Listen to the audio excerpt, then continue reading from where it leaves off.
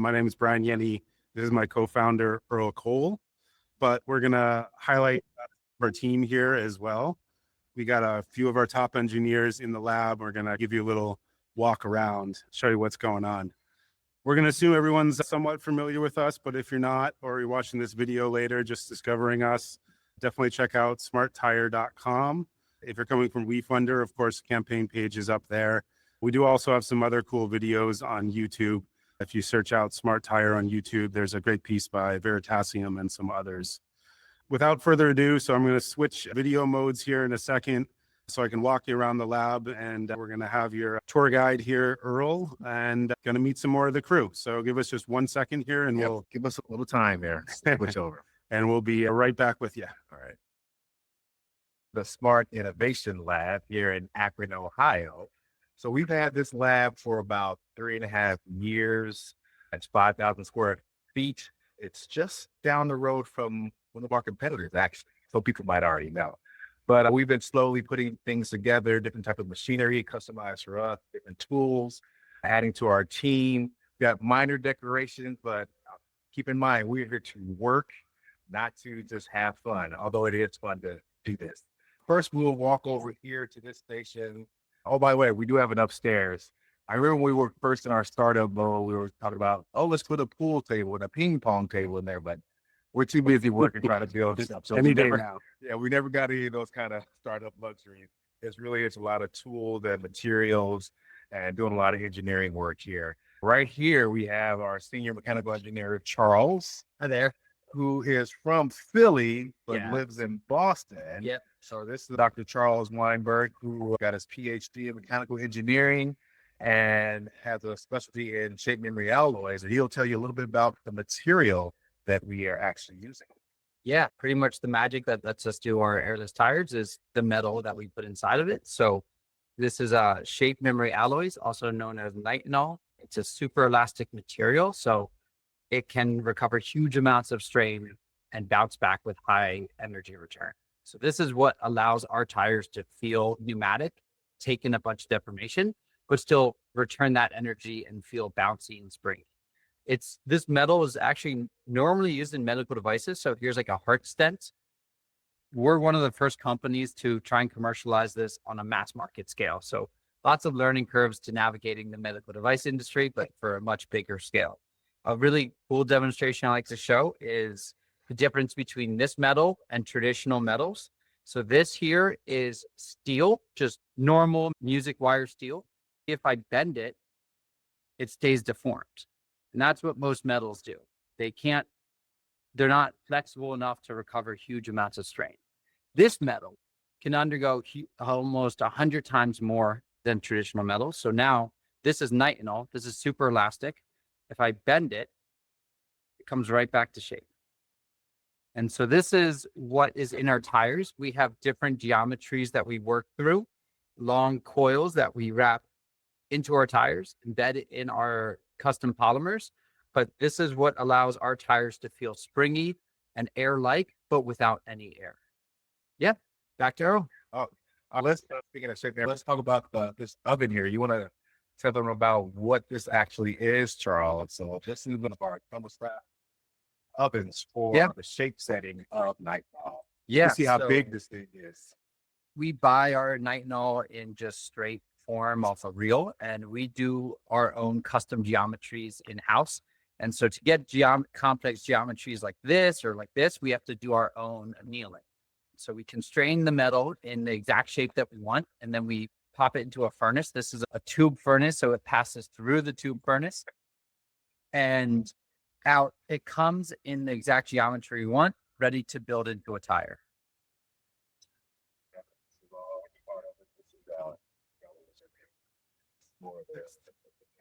Here's a smaller version of it. It's smaller here. Let's move our way over here. Thank you, Charles, for that. More examples of shape memory alloy. Make our way over this way and talk to one of our newest employees, Colin, right here. Hi, everybody. Yeah, I joined back in April, I think. Previously, I worked at Goodyear in the racing department and even at Bridgestone in their non-pneumatic department. So joining here has been a lot of exciting stuff that I've got a little bit of experience in. Mostly I've been responsible for working on the beats and the treads. So I can come over here and show you what I've been working on just yesterday. In fact, the end goal is to have a retreadable tire because we expect that the carcass is going to last longer than the rubber will. So getting into the shape that we want to be able to bond it to the tire that we put together, it's just in a prototype kind of scale. But what I've been able to do is instill it out of a 3D printed mold, which I think is really exciting. Something that is pushing the boundaries of what this plastic. Yeah. On the, what's this thing here? This is a part of the mold that will go into making the tire that we're going to put together in the afternoon. That's just going to register it in the mold in the center.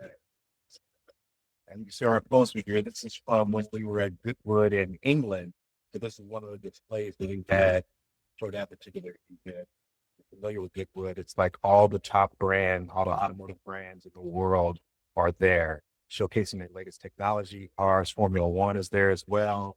So it's a great opportunity for us to be there, and that we were invited to be a part of that. There's some other stuff I'll just walk around and show you. Not everything's all exciting because this is an industrial lab, so we have lots of tools. This is the caster machine we used in the earlier days for doing our bicycle tires. So that's something we consistently work on is scooters and cycling, because that's going to be the first thing we have to launch market very soon. As you can see here, some prototypes and put lots of different things together in different ways. So this is a tire company. It's not an app, phone app. It's not software. It's deep technology. So it's a lot of work and safety regulations, a lot of things we have to go through. That's why we can't rush this and have it done in 1 year. There's a lot we have to go through. So over here, we have one of our chief engineers here, Mr. Jim Bissing. And this is, why don't you tell them what it is, Jim? Durability tester. So on one side we have scooter tires. So basically we try to be scooter tire to death and then see how long it takes for it to happen. With this device, we can measure these speeds and know that the tire is decaying. If there's a difference in speed between these speeds, if you go to tire rating ranges. On the other side over here, we have a lunar tire, all metal tire, take never alloy tire. Again, there's a commensurate of a scooter tire speed wise, just commensurate of a robotic lunar tire, and obstacles in the way, and we basically run this until we find out what the motor failure is, and then we fix the motor failure. That's it. And Jim, you built this yourself. You designed it yourself. Yep. Very good. So, and we're 43 years in Goodyear. So you have a wealth of knowledge, and we're happy to have it on our team. So, Jim, tell them what the weights are like. We can adjust it's an overhung load weight, so we can adjust the weight on the tire. One person on a scooter, two people on a scooter, whatever the load capacity of the scooter is, depending on who's manufacturer. And we can do the same thing on the lunar tire side. This is a relatively small tire if you're going to a vehicle that's going to hold astronauts and carry large payloads for like building structures on the moon for people to live, or a structure on the moon to launch another rocket to Mars. Then we can also simulate that with this device. And obviously we can go any range of speed.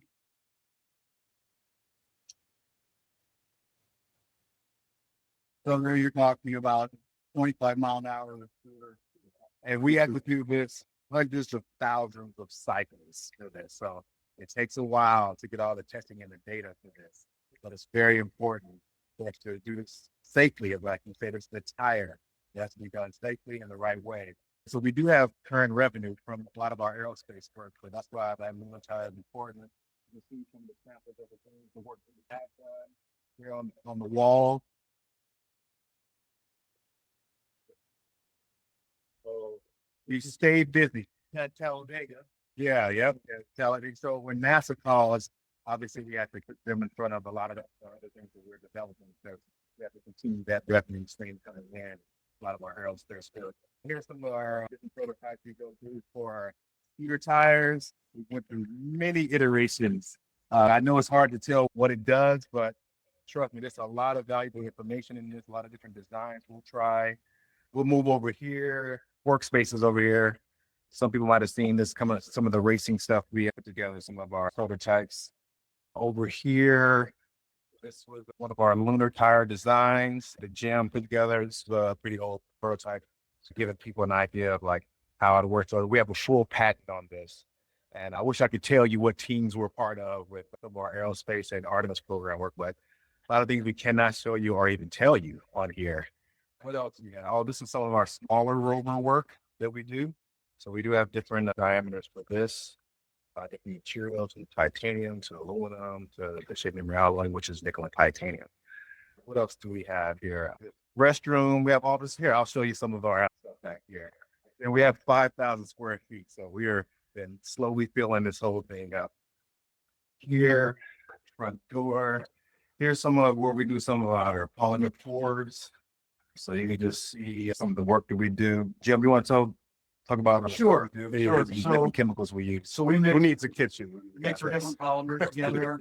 We have degassing for the liquid polymers. We 3D print the molds, the scooter tires or bicycle tires or whatever tire we're producing. We can 3D print the molds, which he'll show you next door. But basically, this is our pouring room temperature control. So that all the polymers are correct when you put them into a tire.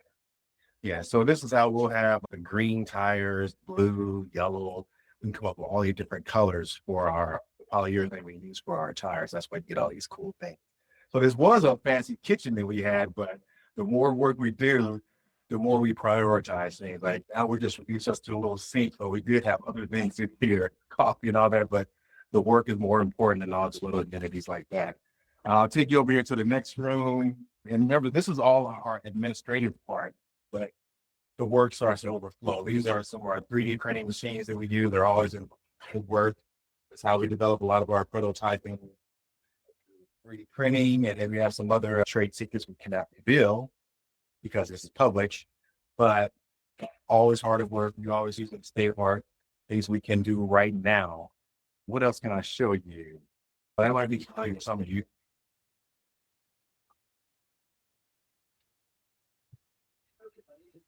So we have all these different scooter tires, scooters that we work on. We take them apart, dismantle, we reverse engineer a lot of different things. We're focused on micromobility. That's our first product we're going to take to the market because we have a big project we're working on. And it's really big. So I'll show you how we do a lot of our testing. Like we just put a prototype side right there on the back. We haven't really showed this time. This is our transverse prototype. So it's a different way of doing the geometry of the shape memory alloy that's in there. So we always try different things. Remember, we're pioneering this whole thing. So we don't have any other companies or products to reference. So we go through many dozens of iterations. So here's how we test stuff here in the lab. It's a pretty big lab. So we're able to, so yeah, we can ride around here. Brian, you might want to talk while I'm doing this, but we have a lot of space back here. All right, we'll send Earl off into the back lot here. I'm gonna hang back for the Wi-Fi, but we got some pretty good space in the back. We can go for some speed runs here. We do post down testing is what we call it in the back lot here. He's going to be a little distant for you, but we were able to put some miles, go over some messed up concrete, and the coast down will tell us if we have comparable rolling resistance to regular pneumatic tires. We're always trying to get that performance of an air-filled tire. We say anybody can make a solid tire, but our trick is really being a completely new category of technology. So successful loop for Earl here. We kept him alive, and I'm sure he's feeling good on the scooter here.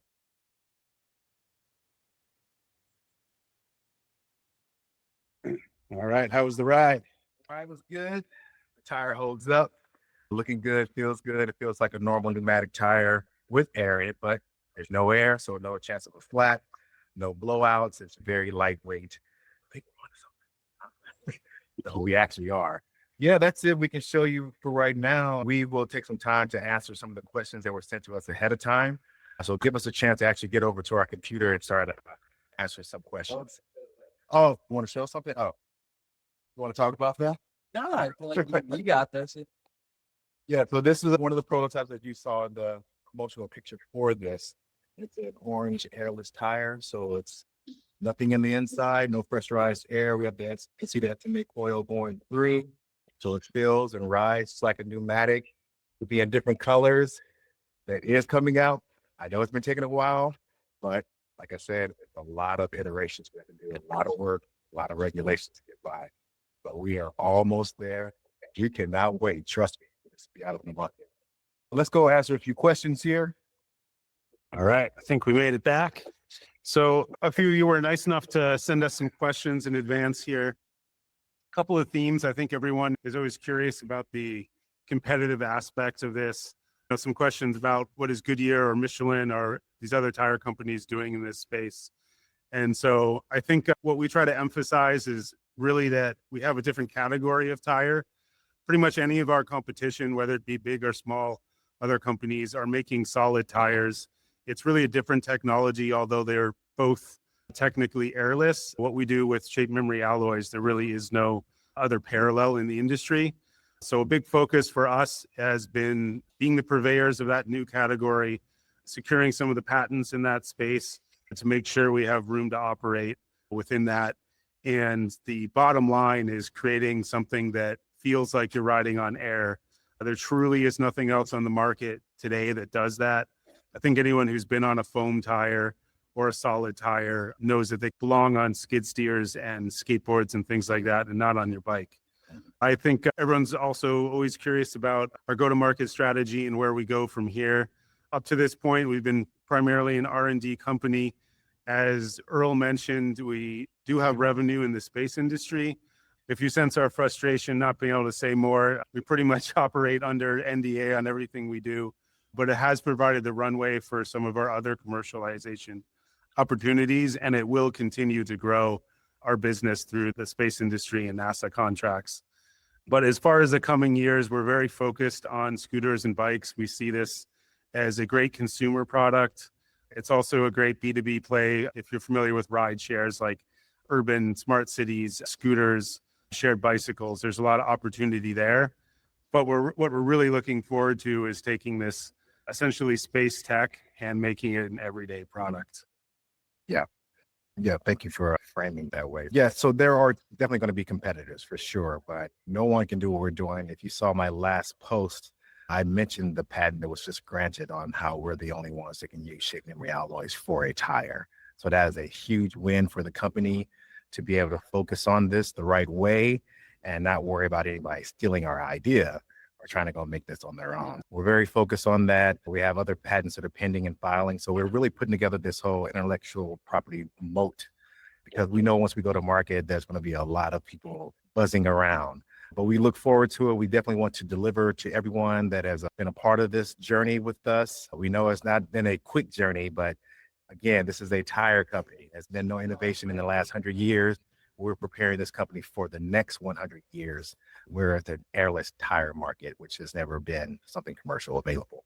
Is there any other questions that were on there that I can answer? I think that's going to be it for today for the webinar on the Q&A. If you did send us a question that we didn't cover, we may hit you back in an email, or feel free to drop us more questions afterwards. You usually get an answer from Earl or I personally. We love to talk about the technology, so please don't be shy. Again, if you want to learn more, or if you're just discovering us, smarttire.com will lead you to everything, or even just a quick Google search will come right up. Yeah.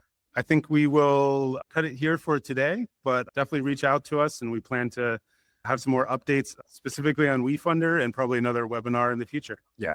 And this webinar will be available through another WeFunder update, and we'll probably have it on our website as well.